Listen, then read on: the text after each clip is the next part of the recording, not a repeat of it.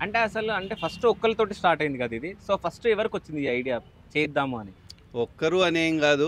మిగతా ఎన్‌జీఓస్‌లల్లా చాలా సేవా కార్యక్రమాలు చేసే వ్యక్తులు హ్మ్. మా సమూహంలో విడివిడిగా ఉన్నాం. ఓకే. సో, మేమందరం కలుసుకునే సందర్భంలో డ్యూటీలో అందరం ఆపరేటర్లమే కాబట్టి, అది చేసే క్రమంలో "అరే! అన్న నువ్వు అది చేస్తావు, నువ్వు ఈ ఎన్‌జీఓ ద్వారా చేస్తావు, కొందరు లయన్స్ క్లబ్ ద్వారా చేస్తారు." హ్మ్. ఇట్లా చేసేది ఓకే. ఎవరు ఏ రకంగా చేసినా గూడా మనందరం ఒక ప్లాట్‌ఫామ్‌లా ఈ యువ బలగం ద్వారా చేస్తే సింగరేణి అనే పేరుంటే చాలా బాగుంటది. కొంతమందికి స్ఫూర్తి ఉంటది. హ్మ్. సింగరేణి అంటే ఒకప్పుడు ఒక వాతావరణం ఉండే. హ్మ్. ఇప్పుడు అట్లా లేదు. హైలీ ఎడ్యుకేటెడ్ పిల్లలను బాగా చదివిపిస్తున్నారు. హ్మ్. చెడు అలవాట్లకు చాలా మంది దూరంగా ఉన్నారు హ్మ్. అనే భావన కొద్దిగా మార్పొచ్చింది.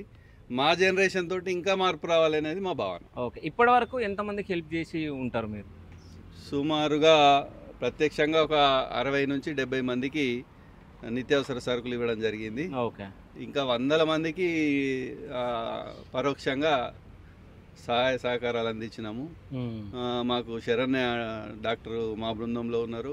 వాళ్ళ హ్మ్. ఆధ్వర్యంలో డయాబెటీస్ క్యాంప్స్, ఓకే. హెల్త్ శిబిరాలు, తర్వాత మాకు తోడుగా లయన్స్ క్లబ్ కూడా చాలా సహకారం ఉంది. ఓకే. వాళ్ళ ద్వారా కూడా సేవా కార్యక్రమాలు చేసినాము. ఓకే. దానికి సంబంధించిన మా మిత్ర బృందం కూడా మా సభ్యులలోనే ఉన్నారు. ఓకే. మీరు వాళ్ళ అభిప్రాయాలు కూడా తీసుకుంటే ఓకే.